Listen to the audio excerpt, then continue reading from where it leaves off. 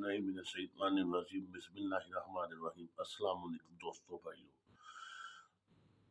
जी। तो अरशद शरीफ कत्ल केस की तहकीकात जो है वो शुरू हुई है सो मोटो एक्शन पे, सुप्रीम कोर्ट के असखुद्दुनस पे। अब ये सुप्रीम कोर्ट का, अदारों का, हमारे मुल्क का बहुत बड़ा इम्तिहान है। ये एक समझने के हमारे लिए टेस्ट केस है।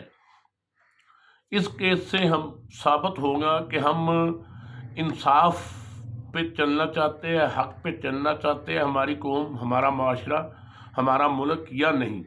इससे साबित होगा कि हम ताकतवर को सजा देने में कितने कुछ दलेर है, ताकतवर है। उनको कानून के कटहरे में, नाले में कितने जो है वो अब पानी में है। सो मोटो एक्शन एक तो 41 दिन के बाद, 42 दिन के बाद हुआ। चले देर आए दुरुस्त आए किसी हद तक। फिर सो मोटो एक्शन में आपने ना बदई का फैमिली को बुलाया, ना किसी और को किया, ना कुछ और किया, और आपने केस की तहकीकात शुरू कर दी। आपने गवर्नमेंट की जो JIT रिपोर्ट थी वो मुकम्मल तौर पर मुस्तरद कर दी, जो कि बनती भी थी।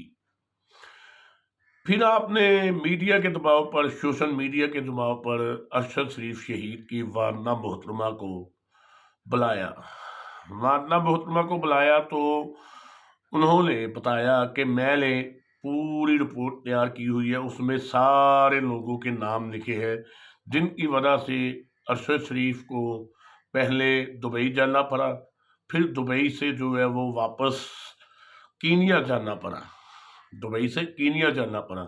उस रिपोर्ट में उन्होंने कहा, बताया अरशद शरीफ की वालदा ने कि कौन लोग थे जो धमकियां दे रहे थे, कौन लोग थे जो ये कह रहे थे कि तुम पे जमीन तंग कर दी जाएगी, कौन लोग थे जो ये कह रहे थे कि अगर तुम बाहर ना आए तो तुम्हारा जिंदा रहना मुश्किल तरीन हो जाएगा, नामुमकिन हो जाएगा। फिर सारे नाम अरशद शरीफ शहीद की वालदा ने लिए, जनरल कमर जवेद बाजवा का, ब्रिगेडियर फैसल नसीर का और खुरम का, और कुछ नाम और लिए उन्होंने। ब्रिगेडियर फैसल नसीर वो है जिनको हरूफे आम में डर्टी हैरी भी कहा जाता है। यहाँ तक हो गया मामला ठीक। क्या चीफ जस्टिस साहब का बनता नहीं था, सुप्रीम कोर्ट का बनता नहीं था कि मुद्दई ने जो नाम लिखाए हैं उनको पाबंद करें? एक तो वो मुल्क छोड़ के ना जा सके किसी भी सूरत कहीं भी, दूसरा वो जो ताकतवर ओहदों पे बैठे हैं उन ओहदों से भी उनको उस वक्त तक कम से कम रिजाइन जरूर करवाए, उस वक्त तक वो ओहदे जरूर छुड़वाए जब तक इस केस की तहकीकात हो रही है।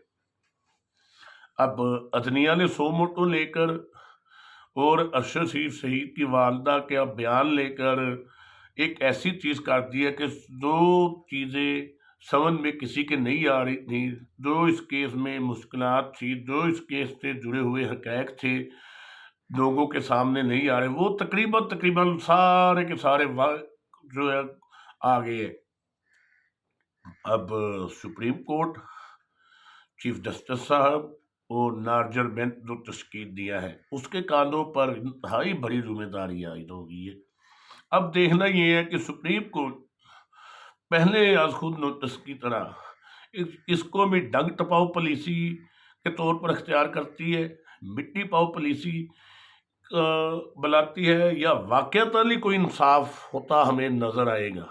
मुझे नहीं लगता कि ऐसा होगा, क्योंकि जब मुद्दई ने अपने मुल्ज़म नामजद कर दिए, उनका नाम ले दिया, सारा कुछ कर दिया, तो अभी भी सुप्रीम कोर्ट की चीफ जस्टिस साहब की जरूरत नहीं पड़ रही कि उनको बुलाए और उनसे पूछे, उनसे तहकीकात करे, तफ्तीश करे जैसे आम लोगों से करते हैं। तो ये केस एक संगे मील भी साबित हो सकता है और संग पत्थर भी साबित हो सकता है। ये केस हमारा इंसाफ का बयान ऊंचा करने का सबब भी बन सकता है اور گرانے کا سبب بھی بن سکتا ہے، جو کہ زیادہ نام سے گرانے کا سبب بنے۔ اب آپ یہاں پہ ایک مزے کی بات دیکھیں، انتہائی مضحکہ خیز صورتحال ملاحظہ فرمائے۔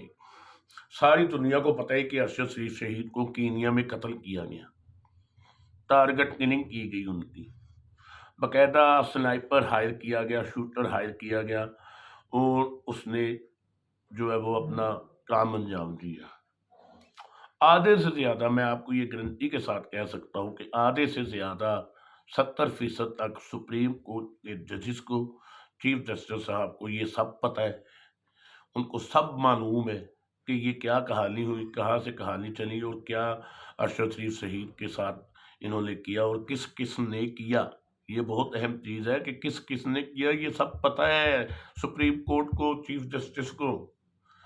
اب معاملہ ہے عمل کرنے کا، اب معاملہ ہے ان طاقتور حلقوں کو، ان طاقتور لوگوں کو قانون کے نیچے لانے کا۔ یہ تو ہمیں 50 سال سے سبق پڑھایا جا رہا ہے نا، قانون سب کے لیے برابر ہے، انصاف سب کے لیے یکساں ہے، اس کو ثابت کرنے کا اب یہ موقع ہے۔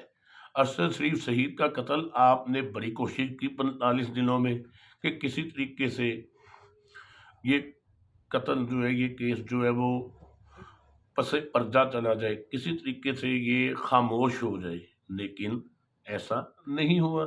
کچھ انصافین کے سوشل میڈیا کی طاقت کی وجہ سے زیادہ تھا، اور کچھ اس کی انٹینسٹی کی وجہ سے، اور یہ کیس دبے گا بھی نہیں، اور یہ کیس چھپے گا بھی نہیں، اور یہ کیس پس پردہ بھی نہیں ہوگا۔ اس کیس کو آپ نے منطقی انجام تک پہنچانا ہے۔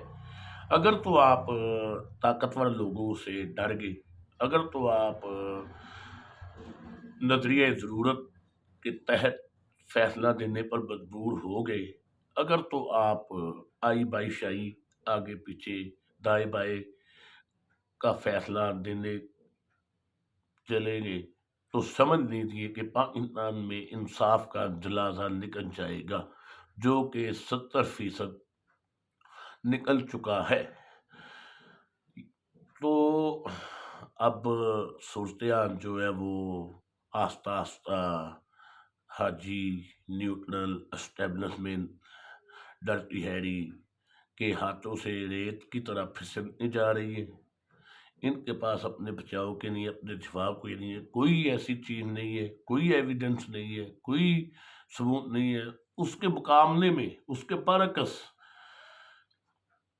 جے آئی ٹی نے بھی، جس کی رپورٹ آپ نے مسترد کی، اور ارشد شریف شہید کی والدہ نے بھی آپ کو ایک ایک چیز، ایک ایک سنگل نقطہ، ایک ایک جو ہے وہ اس کیس سے جڑے ہوئے حقائق آپ کی آنکھوں کے سامنے لا کر رکھ دیے، روزی روشن کی طرح۔ تو اس کا مطلب یہ ہے کہ اب گیند آپ کے کورٹ میں ہے، اب فیصلہ آپ نے کرنا ہے کہ آپ نے تاریخ میں زندہ ہونا ہے یا تاریخ کا مردہ، تاریخ کے قبرستان میں دفن ہونا ہے۔ اس کا فیصلہ آپ نے کرنا ہے چیف جسٹس صاحب، سپریم کورٹ نارڈر بینچ کے جو ججز صاحبان ہیں، وہ دیکھنا یہ ہے کہ کتنا دلیر اور کتنا طاقتور ثابت ہوتے ہیں، کیونکہ مدعی نے نام لے دیے، مدعی نے نامزد کر دیا ملزم۔ اور مزے کی بات یہ ہے کہ آرڈر آنے سے پہلے ہی پولیس نے اپنی طرف سے ایف آئی آر کاٹ دی ارشد شریف شہید کے قتل کی، حالانکہ ہونا یہ چاہیے تھا کہ ارشد شریف شہید کی والدہ کی مدعیت میں ایف آئی آر کاٹی جاتی۔ تو 100 باتوں کی ایک بات ہے، ظلم، ناانصافی، ظلم کے ساتھ معاشرہ، قوم، ملک نہیں چل سکتا، کسی بھی صورت نہیں چل سکتا۔ یہ بات اب پلے مار لیجیے، یہ آپ کو فائنل کرنا پڑے گا، یہ آپ کو آؤٹ آف باکس چیزیں کرنی پڑیں گی، عدلیہ کا اعتماد بحال کرنا پڑے گا، آپ کو سخت فیصلے لینے پڑے گی، ہر صورت شخصیات سے بالا تر ہو کر جو ہے وہ فیصلے کرنے ہوں گے۔